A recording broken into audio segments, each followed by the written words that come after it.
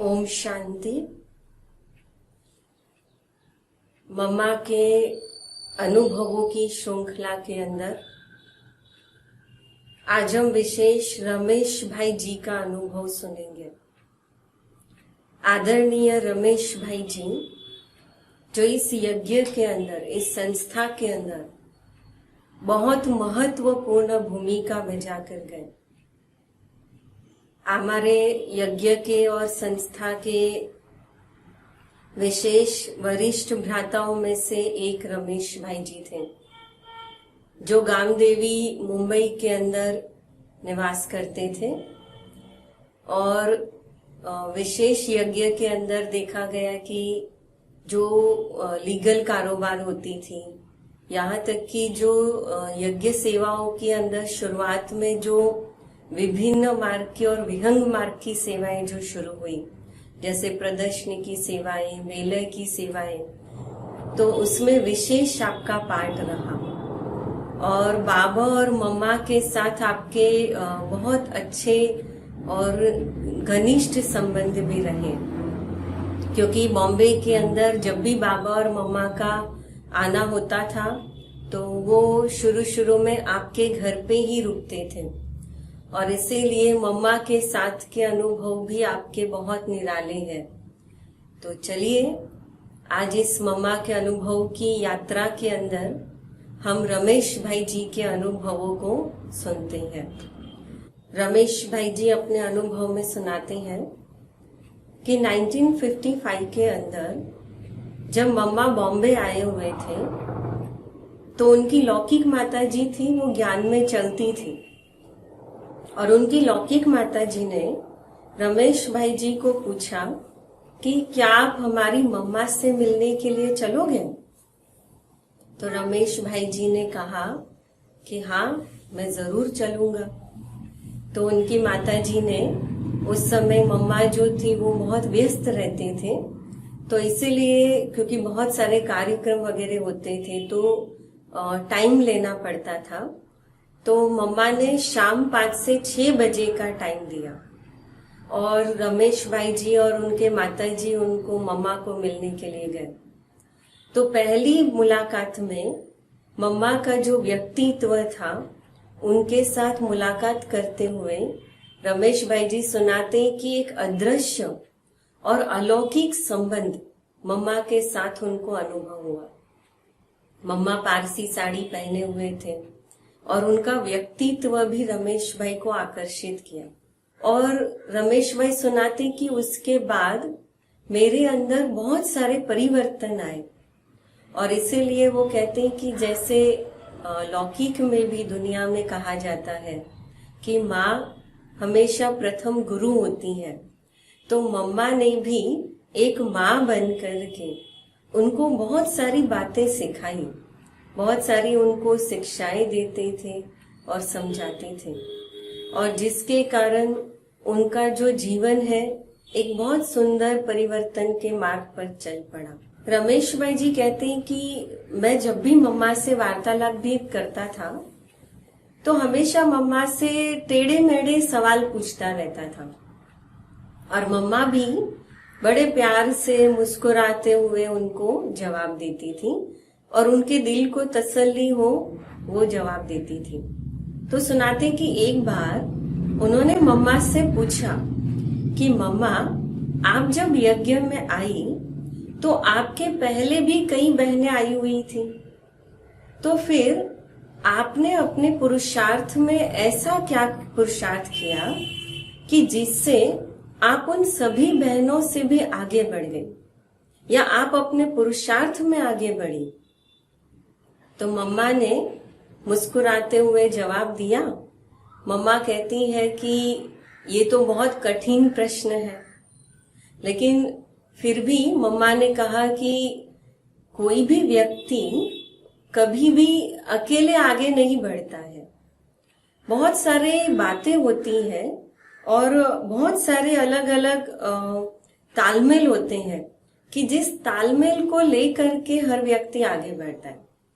फिर भी रमेश भाई ने कहा कि नहीं, मुझे तो एक ही कोई बात आपकी ऐसी चाहिए, एक पुरुषार्थ कि जिसके कारण आप आगे बढ़े। मम्मा ने बहुत सोचा और फिर सोच करके मम्मा ने कहा कि मुझे ऐसे लगता है कि मेरे में जो दृढ़ता है ना, कि जो एक बार कोई संकल्प किया तो उसको कभी भी किसी भी हालत में पूरा करना ही है। और इसी गुण से मम्मा आगे बढ़ी। ऐसे ही रमेश भाई सुनाते हैं कि मम्मा के अंदर एक बहुत बड़ी विशेषता थी कि मम्मा हमेशा सर्व को सम्मान देती थी, बहुत प्यार से और बहुत रिस्पेक्ट देती थी, स्नेह के साथ। उसका अनुभव सुनाते हुए रमेश भाई सुनाते कि उन्होंने मम्मा को एक कंप्लेन की। मम्मा को कहा कि मम्मा मुझे आपसे एक बड़ी शिकायत है। तो मम्मा ने पूछा क्या शिकायत है? तो रमेश भाई ने कहा कि मम्मा आप मुझे आप क्यों कहती हो? आप जब भी मुझे आप कहती हो तो मुझे बड़ा भारी महसूस होता है, क्योंकि लौकिक दुनिया के अंदर भी माँ और बेटे का जो संबंध है उसमें कभी कोई माँ अपने बच्चे को तू या तुम कहकर बुलाती है, लेकिन आप नहीं कहती है। और आप मुझे हमेशा आप कहकर बुलाती हो, तो क्या उसका मतलब है कि आपने मुझे अपना बच्चा स्वीकार नहीं किया अभी तक?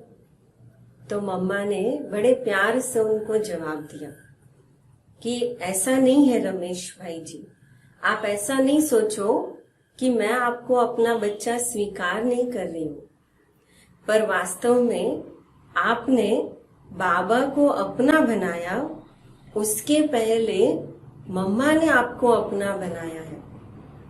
और जहां पर आप कहने की बात है तो विशेष रूप में मैं आपको एक सम्मान के रूप में आप कहती हूँ, क्योंकि मैं सोचती हूँ कि इस संगम योगी सृष्टि के अंदर हर आत्मा श्रेष्ठ पाठ बजा रही है। तो फिर भी रमेश भाई ने कहा कि फिर भी मम्मा जब आप कहती हो तो मुझे भारी लगता है, क्योंकि आपसे मैं आयु में भी छोटा हूं और आप जो भविष्य की लक्ष्मी महारानी बनने वाली हो, और संगम युग के अंदर भी आप जगत अम्बा, जगत जननी और विशेष सरस्वती हो, तो आप मुझे आप नहीं कहो। फिर भी मम्मा ने कहा कि नहीं, इस सृष्टि के अंदर हर आत्मा का एक अपना पार्ट है और हर आत्मा परमात्मा की संतान है। हम सब आत्माएं परमात्मा की संतान आपस में भाई भाई है, और इसलिए हमारा जो आपसी व्यवहार है वो स्नेह और सम्मान पूर्वक होना चाहिए।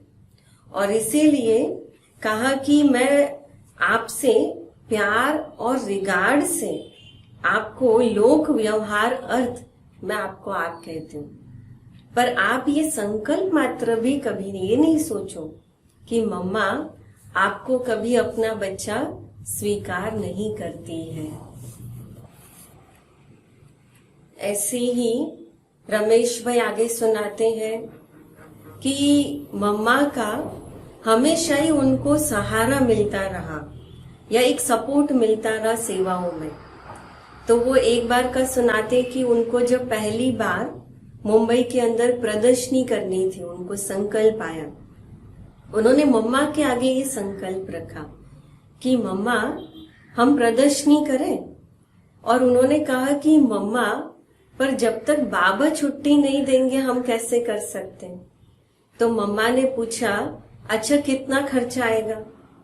तो भी उन्होंने कहा कि पर बाबा छुट्टी दे। तो उन्होंने कहा चलो मम्मा आपको छुट्टी देती है, पर आप बताओ कितना खर्चा आएगा? तो रमेश भाई जी ने कहा कि इतना खर्चा आएगा।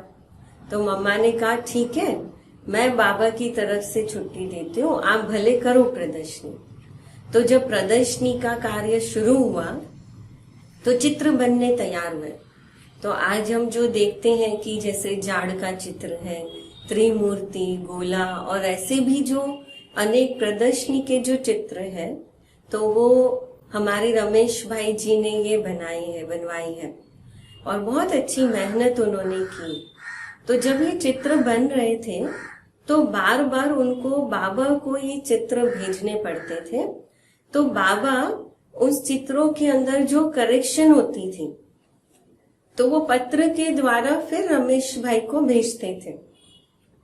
तो एक बार बाबा ने उस पत्र के अंदर लिखा कि ये बच्चा तो चित्रों के पीछे पागल हो गया, इतने सारे चित्रों का क्या करना है, झाड़, त्रिमूर्ति, गोला, ये 3 चित्र काफी है।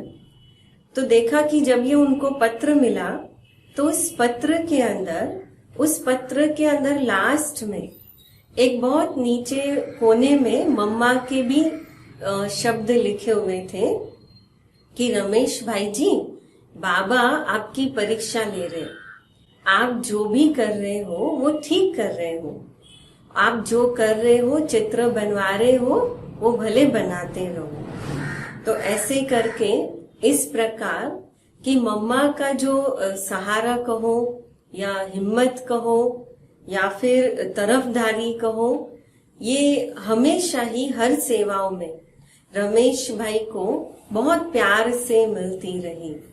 तत्पश्चात 29 दिसंबर को उसी साल जब पहली प्रदर्शनी हुई तो उस पहली प्रदर्शनी के उद्घाटन के ऊपर मम्मा का भी आना हुआ।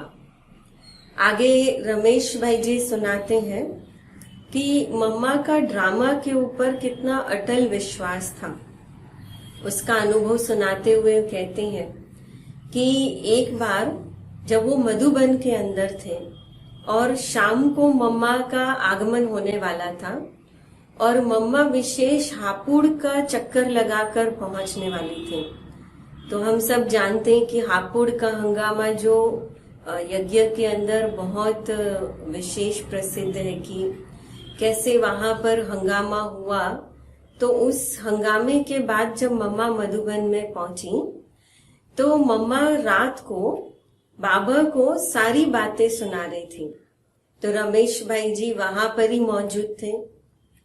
जैसे जैसे मम्मा, कैसे सबने विरोध किया, कैसे सबने हंगामा किया और अलग अलग रीति से कैसे परिस्थितियां तैयार हुई और कैसे कैसे लोगों ने भी ब्रह्मा कुमारियों के ऊपर जो अलग अलग अत्याचार या विरोध के रूप में प्रदर्शन किया, वो सारा मम्मा आंखों देखा जो हाल है वो सब सुना रही थी।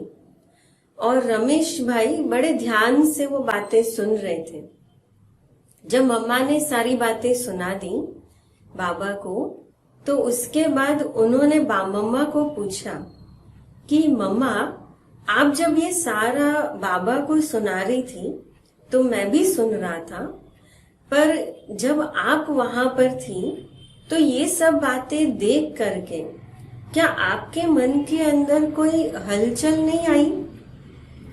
तो रमेश भाई जी को मम्मा बड़े प्यार से कहती है कि नहीं, मुझे मन में कभी कोई हलचल नहीं होती है।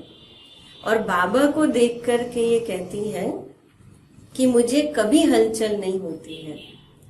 तो उन्होंने, रमेश भाई ने पूछा कि ऐसा क्यों मम्मा?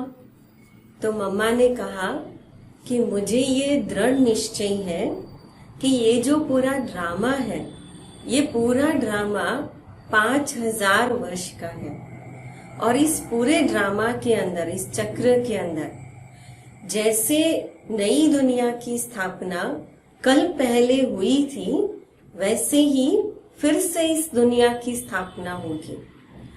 और वो सुनाते, मम्मा सुनाती है कि इस ड्रामा के अंदर, इस स्थापना के अंदर जो भी उतराव चढ़ाव है, विघ्न परिस्थितियां हैं, तो ये सब जो भी आ रही है ये कल पहले भी आई थी और ऐसी कोई बातें जो कल पहले भी आई और वैसे ही चली गई। और ऐसी बातों में कभी भी मेरी अवस्था जब मैं याद करती हूँ तो बिगड़ती नहीं है और इसीलिए मैं कभी भी इन बातों के कारण हलचल में नहीं आती हूँ। मम्मा की एक विशेषता थी कि मम्मा सबको बहुत प्यार देती थी और यज्ञ के अंदर भी जो भी भाई बहनें उस समय रहते थे तो उनको जो भी तकलीफ होती थी या कहीं पर भी जब कोई मन भारी होता था तो वो मम्मा के पास आता था और मम्मा से अपनी परेशानियों का वो हल कहो या अपने मन की जो बात है वो हमेशा कहते थे। तो रमेश भाई ने एक बार मम्मा से पूछा कि मम्मा, आपके पास जो भी आता है वो या तो अपनी कोई ना कोई परेशानी लेकर के आता है और या तो वो किसी न किसी दूसरों की कमी कमजोरियों को सुनाने के लिए आता है। तो मम्मा ने कहा ये बात तो सच है। तो रमेश भाई जी ने पूछा कि फिर क्या मम्मा उसका प्रभाव आपके ऊपर नहीं पड़ता?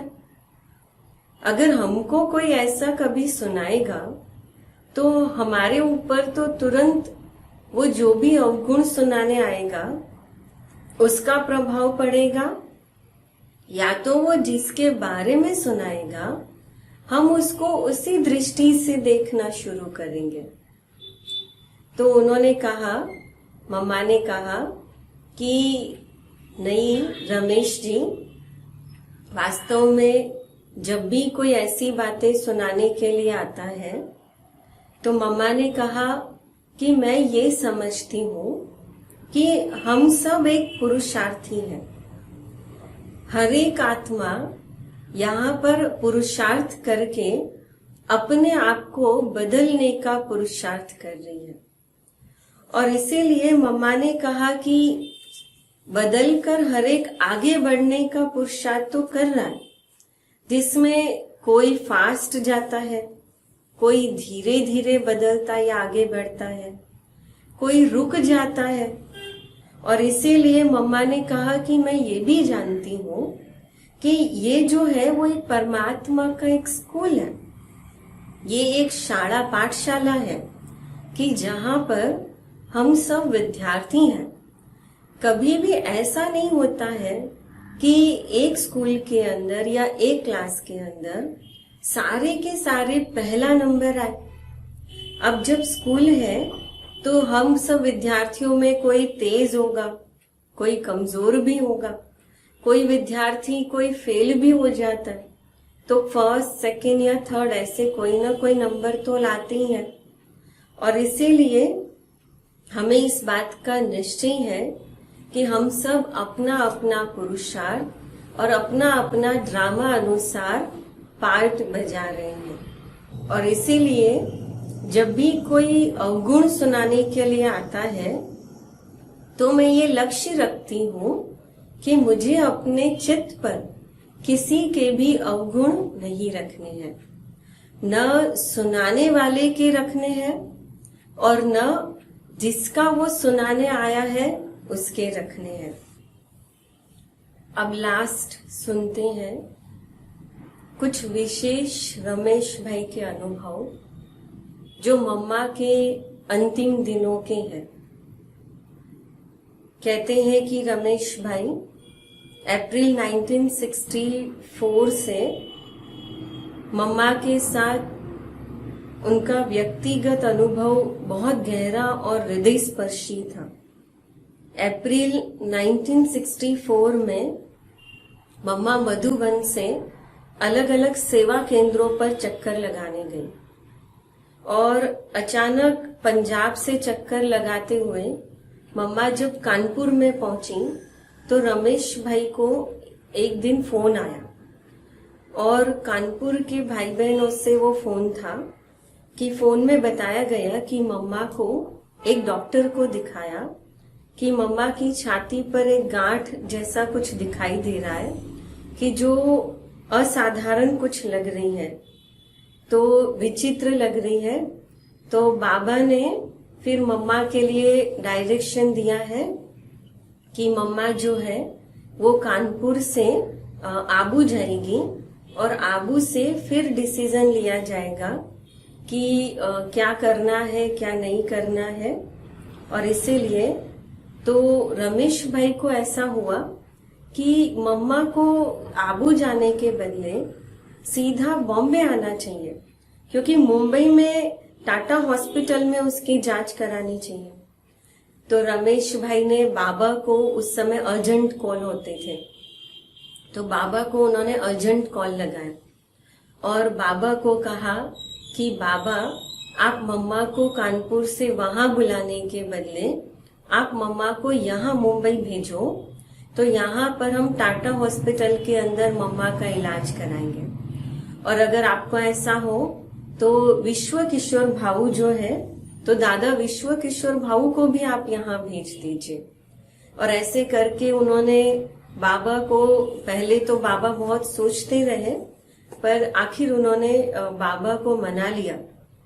और बाबा ने कहा कि बच्चे, आपको बहुत बहुत धन्यवाद। और मैं कैसे कहूँ कि मम्मा का जो एक ये था, बोझ था कि भाई भारीपन था कि कैसे मम्मा को इस बीमारी में कैसे मम्मा को हम संभालें, तो आपने बाबा के इस बोझ को, भारीपन को हल्का कर दिया। और ऐसे करते हुए रमेश भाई को बाबा ने कहा कि बाबा आपको इसका बहुत रिटर्न देगा। तो रमेश भाई ने कहा कि बाबा, मैं ये रिटर्न नहीं चाहता हूँ, क्योंकि अगर कोई, मेरी माँ भी अगर लौकिक में, अगर किसी की माँ बीमार हो और बच्चा अगर उसके लिए कुछ करता है तो वो कुछ स्वार्थ से नहीं करता है, कुछ रिटर्न लेने के लिए नहीं करता है।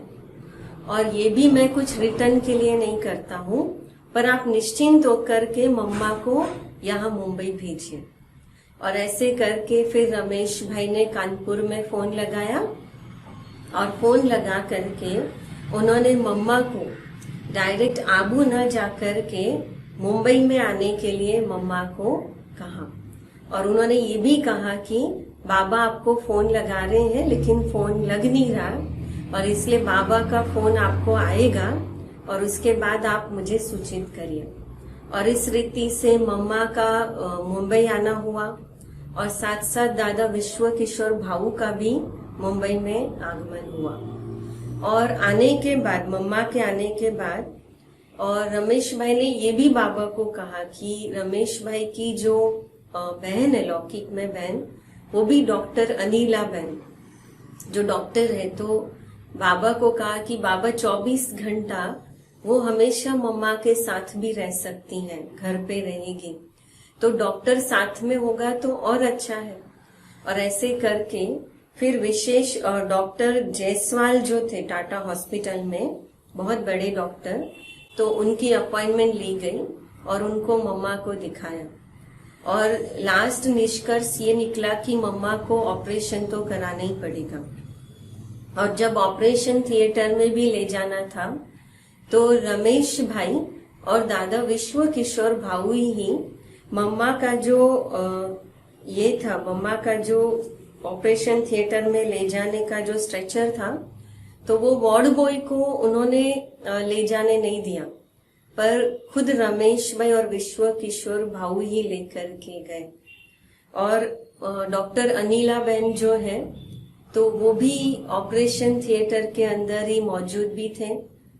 वो बार बार सारे मैसेज देते रहते थे कि अंदर ऑपरेशन में क्या हो रहा है, क्या क्या स्थिति है। तो रमेश भाई भी वही सारा जो समाचार था वो मधुबन में भी बाबा को सुनाते रहते थे। और इस रीति से ये ऑपरेशन हो गया। और उसके बाद डॉक्टर ने कहा कि हर 3 महीने के बाद मम्मा को हॉस्पिटल में दिखाने के लिए आना पड़ेगा। तो 12 जनवरी 1965 को मम्मा को टाटा हॉस्पिटल में दिखाया और जांच करने के बाद फिर मम्मा मुंबई से बेंगलोर के लिए रवाना हुए सेवा के लिए। और फिर वहां 1.5-2 महीना रही और फिर वहां बाद में मम्मा पुणे आई। और 18 अप्रैल को मम्मा को फिर चेकअप के लिए बॉम्बे आना हुआ। तो डॉक्टर अनिला बहन और जमुना दादी जो मम्मा की ब्राह्मणी थी, वो दोनों साथ में गए। उस दिन रमेश भाई को ऑफिस जाना था, इसलिए वो साथ में नहीं गए। और जब वो ऑफिस से आए तो देखा कि अनिला बहन का जो चेहरा था वो बहुत उदास था और बहुत पीला पड़ गया था। तो रमेश भाई ने उनको पूछा कि क्या हुआ, आप लोग चेकअप के लिए गए थे तो डॉक्टर ने क्या बोला। तो अनिला बहन गोल गोल बातें घुमाने लगी और उन्होंने कहा आप नहीं सुन पाएंगे। रमेश भाई ने कहा कि मैं, आप उसकी चिंता मत करो, मैं सब सुन पाऊंगा, आप मुझे बताओ कि डॉक्टर ने क्या बोला। और उन्होंने कहा कि मम्मा का जो कैंसर है वो एक आग की तरह बन चुका है और वो पूरे शरीर में धीरे धीरे वो जैसे कि फेफड़े में फैल रहा है।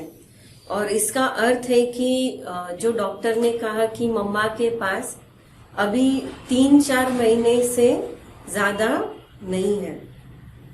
और ये सुनकर के रमेश भाई को भी जैसे कि एक बहुत शौक लगा और उसी दिन रमेश भाई शील दादी के पास गए और उन्होंने कहा कि आप बाबा के पास जाओ और बाबा को कहो मुझे मिले।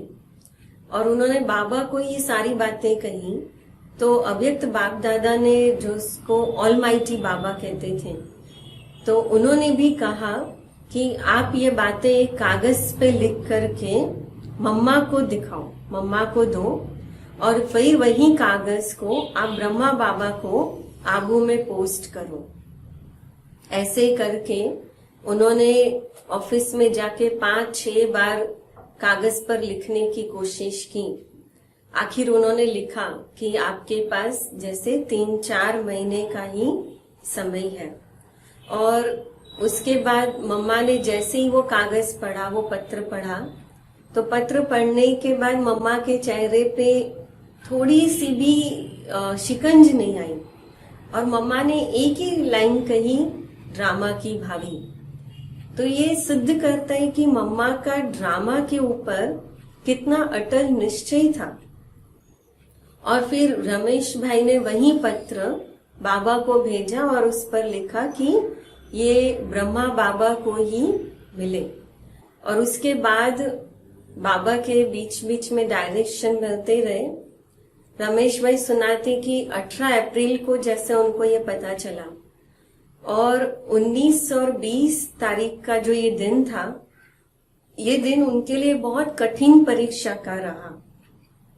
तत्पश्चात रेडिएशन के लिए डॉक्टर अनिला बहन वो बार बार मम्मा के साथ जाते रहते थे और आखिर फिर एक बार डॉक्टर ने कह दिया कि अभी जो ये कैंसर है, ये कैंसर बहुत ज्यादा फैल चुका है कि अभी इसमें कोई दवाई भी काम नहीं करेगी। तो अतः कि आप इनको जहां पर भी ले जाना चाहे वहां पर आप ले जाइए ताकि ये शांति से शरीर छोड़ सके। बाबा को ये बताया गया और बाबा ने भी ये कहा कि मम्मा को आबू में भेज दीजिए। तो 4 जून 1965 को मम्मा जब हमारे बीच से मधुबन के लिए विदाई ले रही थी, तो रमेश भाई सुनाते हैं कि उसके अंदर विशेष कुमार का दादी और ब्रिजेंद्रा दादी भी बाहर बैठे हुए थे। और उस दिन वो एक विशेष रिकॉर्ड लेकर के आए, गीत लेकर के आए कि ओ जाने वाले हो सके तो लौट कर आना।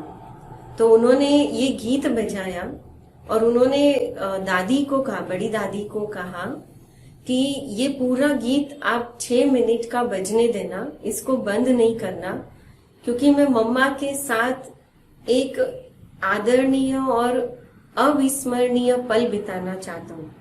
और ऐसे करके उन्होंने वो 6 मिनट मम्मा ने उनके हाथ में हाथ रख करके बहुत प्यार से उनको दृष्टि दी और बहुत प्यार से दृष्टि देते हुए मम्मा ने जैसे उनको शक्ति से भरपूर कर दिया हो।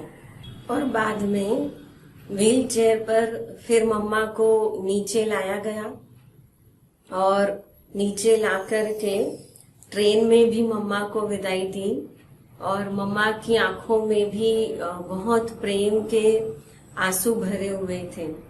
और मम्मा को जमुना दादी और अनिला बहन और ब्रह्मा बाबा के लौकिक बेटा जो नारायण भाई थे उनके साथ आबू भेजा गया। और फिर ऐसे करते करते दिन बीतते गए और 24 जून को विशेष उनको एक ट्रंक कॉल आया कि शाम को 4:10 पर मम्मा ने शरीर छोड़ा। और ब्रह्मा बाबा ने सबसे पहला ट्रंक कॉल जो है वो रमेश भाई जी को ही करवाया। खास करके बड़ी दादी सीता माता, निर्वेर भाई और उनके साथ फिर ये रमेश भाई जी भी आबू तक पहुंचे और सबने मिलकर के फिर मम्मा के अंतिम संस्कार किए।